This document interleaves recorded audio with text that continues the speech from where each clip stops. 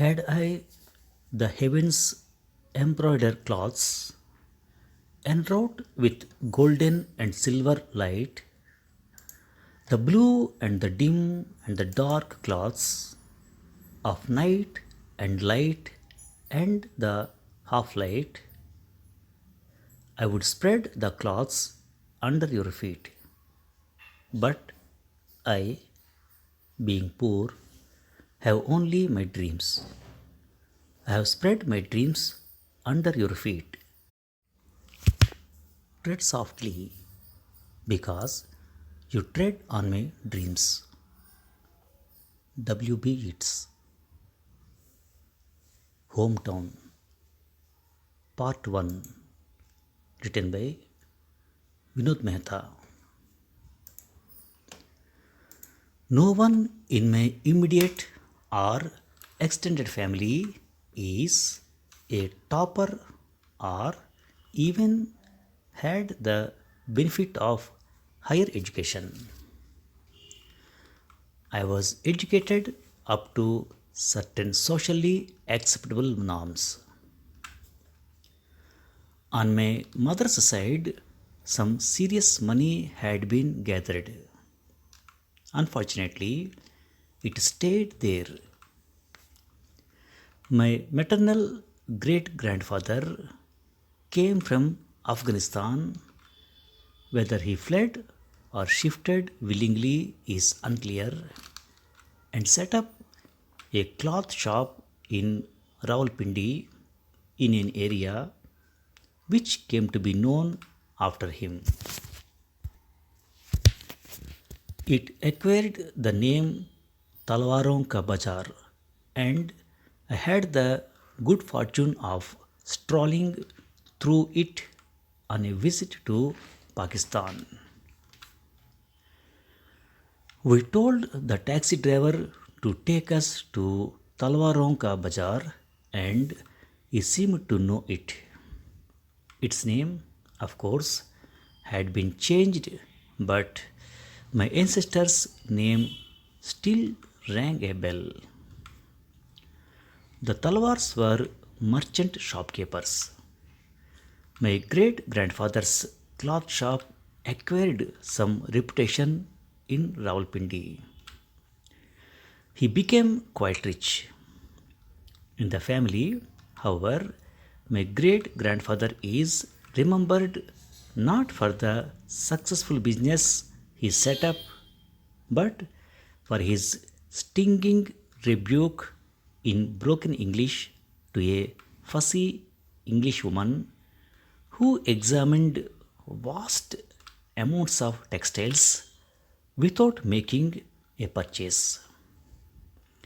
Patience exhausted, he told her, "Take or not take, तो ugly shop देख."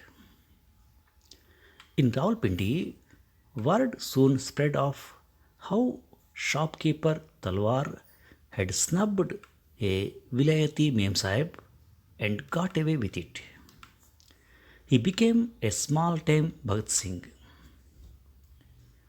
My father was a native of Peshawar.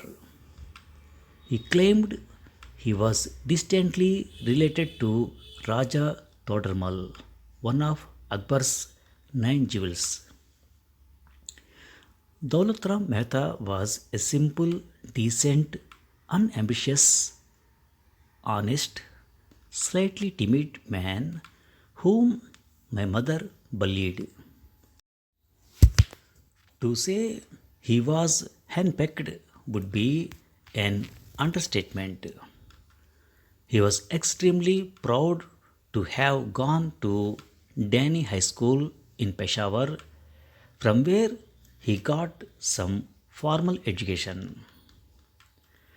During World War II, he got a short service commission in the army and briefly saw action in North Africa. I liked him, but we were never close. When I got a job as editor of an English monthly, he was both alarmed and anxious. Will you get a salary every month? He asked. When I told him I would, he seemed relieved. My father was a martyr to constipation. All his life he complained about not having a good shit, although he went to Pakistan several times a day. When I was coming back from Britain, I asked him if he wanted anything. Carter liver pills, a famous laxative brand, was his sole request. Though this issue is not relevant to my life story, most men of my father's generation struggled against what they called sluggish liver. How are you, Captain Mehta? Everything is alright, but liver is sluggish. I do not know how many times I heard this conversation. In his iconic novel Portnoy Complaint, Philip Roth describes how the hero's father suffered from the same difficulties as my father. When Portnoy Sr. heard that the US had dropped an atom bomb on Hiroshima, which produced a big bang, he hoped that perhaps now his bowels would move satisfactorily.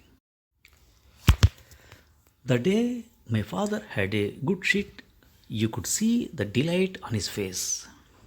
I don't know why, but Jews, Chinese, and Indians, though separated at birth, are obsessed by their bowel movement. I would not have been born had it not been for tennis. My grandfather, B.R. Talwar, and my father played tennis at the Rawalpindi club. Daulatram is a steady player. I think I will give my daughter to him. The fact that my father had been widowed twice did not seem to bother him. His steady tennis, as opposed to flashy tennis, was the deciding factor. The assumption was that a steady player would make a good husband. On the 31st of May 1941, I was born at the Holy Family Hospital in Rawalpindi. In those days, it was customary to lie about one's date of birth. It helped in getting admission to school later. Thus, you could say that I emerged from my mother's womb a year later. My birth certificate recorded 31 May 1942. In the year 2001, with much nostalgia, I went back to the Holy Family Hospital. Clearly, it had seen better days, and I was disappointed that I had entered life through this shabby hospital. The hospital superintendent welcomed me, but he was clearly a harassed man. When I asked him if there was any chance of locating my birth certificate, he inquired, "When were you born?" When I told him, he laughed loudly. Mehta Sahib, I would have difficulty in finding last month's certificate. 60 years on, and I cannot rightfully claim refugee status. In 1946, my father was transferred to Lucknow. He was from the RIASC, that is, Royal Indian Army Service Corps, now ASC. Accordingly, when partition occurred, my mother, father, and I were safely ensconced at 2 Aitken Road in the Lucknow cantonment. It was a huge, slightly ungainly bungalow, and opposite us lived a certain Major Fawcett. Every morning, Major Fawcett went to office on his splendidly shining bicycle. Before he left, in full public glare, he would touch lightly with his fingers his wife's cheeks. In Aitken Road, it created something of a scandal. Our cook explained, अंग्रेज तो बदमाश होते हैं. The English are known to be wicked. Suddenly, one day, our largest house became full of strangers, fleeing relatives. There must have been at least 30. They descended from all corners of Pakistan: Rawalpindi, Lahore, Peshawar, Dera Ismail Khan, bringing with them hastily assembled pieces of luggage and blood curdling tales of barbarism. When I asked my mother who these people were, she simply said they were kith and kin to whom something bad had happened far away. Strangely, there was an air of optimism and hope amidst all the despair and gloom. My relatives firmly believed that after a year or so, this partition nonsense would end and they would go back. My grandfather had left the keys of his mansion with his tailor, Ghulam Rasool, telling him to look after the property in his absence. A month or so later, without notice, the crowd vanished. I did not know where they went, but their disappearance was sort of miraculous.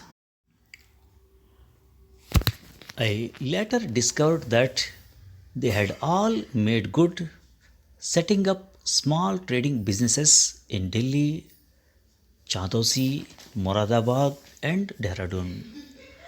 I welcomed their departure because their arrival had disturbed my small flock of domesticated pigeons with whom I spent most of my time. We were just about middle class. My father retired as a captain in the ASC, and while he generally got respectable accommodation, we never had a telephone in the house, or a scooter, or a refrigerator, or a flush toilet. The thunderbox is what we used. In the hot summer months, we would request our neighbors to give us bottle of cold water. The Mehtas were a bicycle, rickshaw, and Tonga family. I never got brand new clothes, and all my winter wear was hand me downs from my grandfather or elder brother.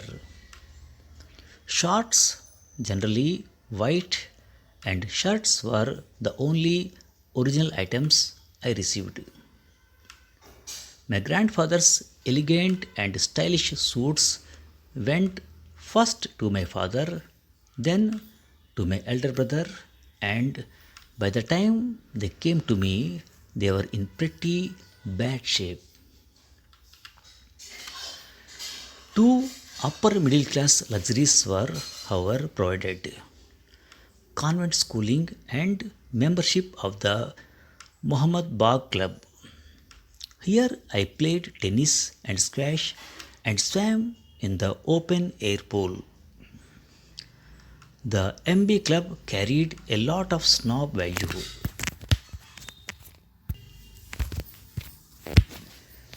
As my father would say, no riffraff here. When the diamond studded owner of Mercury dry cleaners applied for membership. The members were outraged. How can a Dhobi become a member of this club? The cry went on. The owner of Mercury finally got his membership. He just had too much money. I never felt deprived or disadvantaged. Doubtless, I was always short of cash, that is, my pocket money, which I received irregularly, was 5 rupees a month, but my relative poverty did not depress me. I felt equal even if my pockets were empty.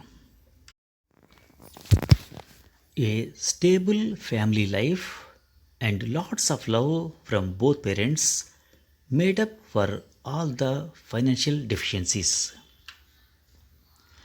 Loreto Convent is primarily a girls' school which admits boys up to Standard 2. It was supposed to be the best, most coveted school in town, strictly Roman Catholic. Characteristically, I began my erratic academic journey on what these days is called the back foot. I was soon expelled. My crime? I played a harmless prank on a girl. The girl promptly sneaked to Mother Alacock, the no nonsense Mother Superior. My parents were commanded to remove me from the premises immediately. I wanted to play a harmless prank. I am not sure if I was the cause, but soon after my expulsion, Loreto Convent stopped taking in boys. Thank you for listening.